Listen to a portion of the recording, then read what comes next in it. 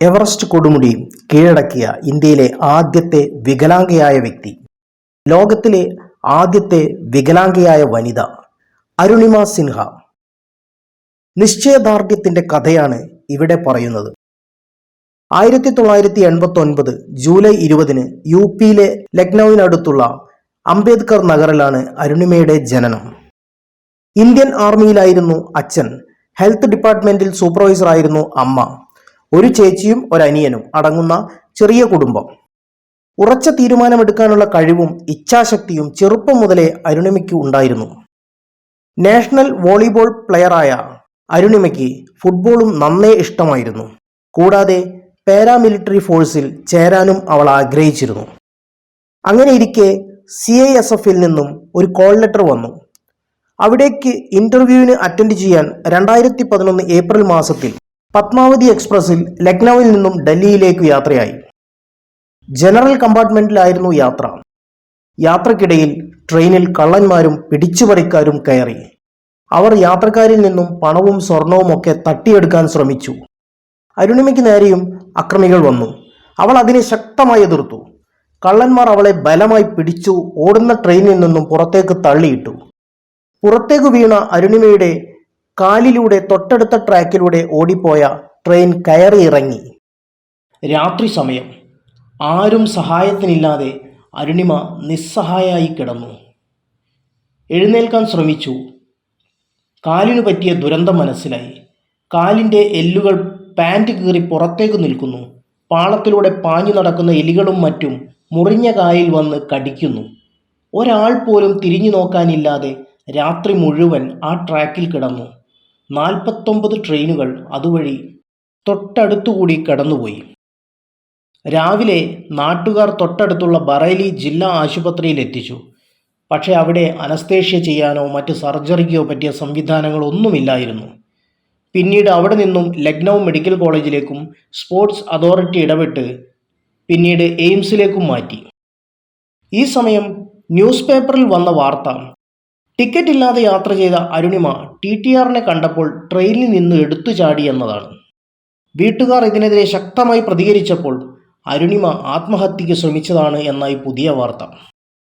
ഇതൊന്നും അരുണിമ കാര്യമാക്കിയില്ല. ഞാൻ എൻ്റെ ജീവിതം കൊണ്ട് ഇതിന് മറുപടി കൊടുക്കും എന്ന് അരുണിമ തീരുമാനിച്ചു. ക്യാൻസറിനെതിരെ പോരാടി ജയിച്ച ഇന്ത്യൻ ക്രിക്കറ്റർ യുവരാജ് സിംഗിൻ്റെ ജീവിതം അരുണിമയ്ക്ക് ആവേശം നൽകി. ആശുപത്രി ചികിത്സയ്ക്കിടെ അരുണിമയുടെ ചിന്ത ഇനി എന്ത് എന്നതായിരുന്നു. വോളിബോൾ, CISF ഇനിയില്ല എന്ന ബോധ്യം അരുണിമയ്ക്കുണ്ട്. അപ്പോഴാണ് ഒരു മൗണ്ടൈനർ ആകണം എന്ന മോഹം ഉള്ളിലുദിച്ചത്. ഈ ആഗ്രഹം ദിനം പ്രതി വർദ്ധിച്ചു. ലോകത്തിൻ്റെ നെറുകയിലെത്തണം, എവറസ്റ്റ് കീഴടക്കണം.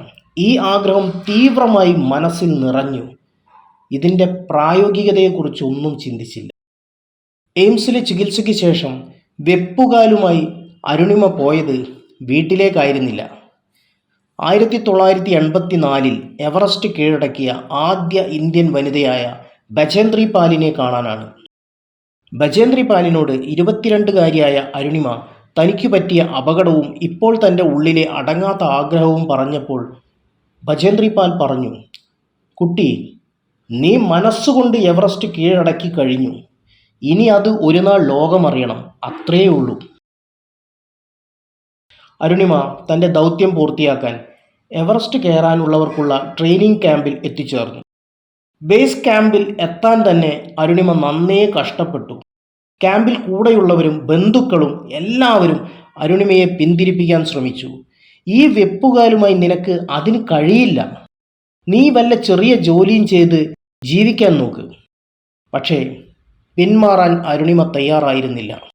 ആദ്യ ദിവസത്തെ ട്രെയിനിങ്ങിൽ ടീം അംഗങ്ങളെക്കാൾ ഒരുപാട് പുറകിലായാണ് അരുണിമ എത്തിയിരുന്നത്. അവൾ നടന്നെത്തുന്നത് തന്നെ അസ്ഥി നുറുങ്ങുന്ന വേദനയോടെയാണ്. അവളുടെ വരവ് കണ്ട് മറ്റുള്ളവർ സഹതപിച്ചു. അരുണിമ മനസ്സുകൊണ്ട് ഉറപ്പിച്ചു, ഞാൻ ഈ കാലും വെച്ച് ഇവരെക്കാൾ മുമ്പിലെത്തും. അരുണിമയുടെ നിശ്ചയം തെറ്റിയില്ല.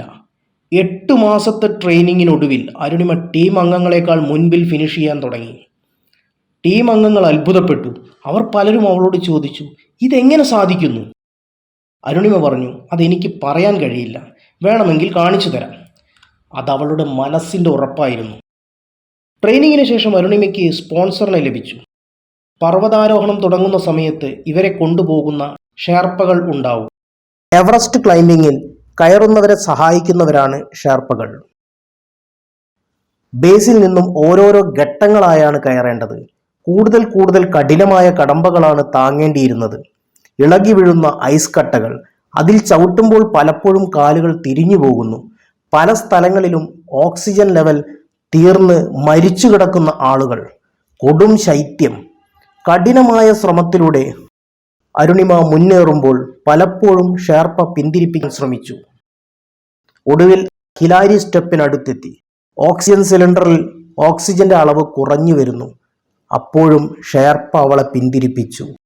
ഇനി അല്പം കൂടി പോയാൽ തൻ്റെ ലക്ഷ്യം പൂർത്തിയാകും. ഈ അവസരം ഇനി ഒരിക്കലും എനിക്ക് ലഭിക്കില്ല. മുന്നോട്ട് പോകാൻ തന്നെ അരുണിമ തീരുമാനിച്ചു. ഒടുവിൽ 2013 മെയ് 21 ലോകത്തിന്റെ നെറുകയിൽ എത്തിച്ചേർന്ന് ഇന്ത്യൻ പതാകയെ ചേർത്തുപിടിച്ച് അരുണിമ ഫോട്ടോ പങ്കുവച്ചു. ഷെർപ്പയെ നിർബന്ധിച്ച് ഒരു വീഡിയോയും എടുത്തു.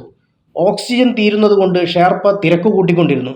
പക്ഷേ ഞാൻ തിരിച്ചെത്തിയില്ലെങ്കിൽ ഈ വീഡിയോ ഇന്ത്യയിലെ എൻ്റെ യുവാക്കൾക്ക് എത്തിച്ചു കൊടുക്കണമെന്ന് അരുണിമ ഷെർപ്പയോട് പറഞ്ഞു. തിരിച്ചിറങ്ങുന്നത് കൂടുതൽ അപകടം പിടിച്ചതായിരുന്നു. 4th ബേസിൽ എത്തിയപ്പോൾ ഓക്സിജൻ പൂർണ്ണമായും തീർന്നു. ആ സമയം ഒരു ബ്രിട്ടീഷുകാരൻ 4th ലെവലിൽ എത്തി. കാലാവസ്ഥ മോശമായതിനാൽ തിരിച്ചിറങ്ങാൻ തുടങ്ങുന്നു. ഭാരം കൂടിയതുകൊണ്ട് കയ്യിലുള്ള ഒരു ഓക്സിജൻ സിലിണ്ടർ അദ്ദേഹം ഉപേക്ഷിക്കുകയായിരുന്നു. ഷെർപ്പ ആ സിലിണ്ടർ അരുണിമയ്ക്ക് നൽകി. അവൾ തിരിച്ചിറങ്ങുമ്പോൾ വെപ്പുകാലുകൾ ഇളകി. അവൾ കുറേ ദൂരം നടക്കാനാവാതെ നിരങ്ങി നീങ്ങി. കുറേ യാത്ര ചെയ്തപ്പോൾ ഒരു നിരപ്പായ പാറ കണ്ടു. അവിടെ വെച്ച് വെപ്പുകാലുകൾ ശരിയാക്കി വിശ്രമിച്ചു. പിന്നീട് സാവധാനം ഇറങ്ങി ബേസ് ക്യാമ്പിലെത്തി. ക്യാമ്പിലുള്ളവർ കരുതിയത് യാത്രക്കിടയിൽ അരുണിമ മരിച്ചു എന്നതാണ്. ആർക്കും വിശ്വസിക്കാനായില്ല ഈ വിജയം. അതെ, ഇത് നിശ്ചയദാർഢ്യത്തിന്റെ വിജയമായിരുന്നു. അപകടം പറ്റി 2 വർഷത്തിനുള്ളിലാണ് ഈ മഹത്തായ വിജയം അരുണിമ സ്വന്തമാക്കിയത്. 2013 ഏഷ്യ ഭൂഖണ്ഡത്തിലെ മൗണ്ട് എവറസ്റ്റ് കീഴടക്കിയതിനു ശേഷം 2014 തന്നെ മറ്റ് 5 ഭൂഖണ്ഡങ്ങളിലെ ഉയർന്ന കൊടുമുടികൾ അരുണിമ കീഴടക്കി. യൂറോപ്പിലെ എൽബ്രസ്, ആഫ്രിക്കയിലെ കിളിമഞ്ചാരോ, സൗത്ത് അമേരിക്കയിലെ അക്കോൻകഗ്വ, നോർത്ത് അമേരിക്കയിലെ ദനാലി, ഓസ്ട്രേലിയയിലെ കൗസിയോസ്കോ. 2019 അന്റാർട്ടിക്കയിലെ മൗണ്ട് വിൻസണും കീഴടക്കിയതോടെ 7 ഭൂഖണ്ഡങ്ങളിലെയും ഉയർന്ന കൊടുമുടികൾ കീഴടക്കിയ വികലാംഗയായ ആദ്യ വനിതയായി ഇന്ത്യയിലെ അരുണിമ സിൻഹ. ഇതിനിടയിൽ 2015 ഭാരതം പത്മശ്രീ നൽകി അരുണിമയെ ആദരിച്ചു. ഇപ്പോൾ അരുണിമ വൈകല്യമുള്ളവർക്കും സാമ്പത്തിക പ്രയാസം ഉള്ളവർക്കുമായി ഒരു സൗജന്യ സ്പോർട്സ് അക്കാദമി നടത്തുന്നു. മോട്ടിവേഷണൽ ട്രെയിനിങ്ങുകളിലൂടെയും സാമൂഹിക പ്രവർത്തനങ്ങളിലൂടെയും യുവജനതയ്ക്ക് ആവേശമായി അരുണിമയുടെ ജീവിതം തുടരുന്നു.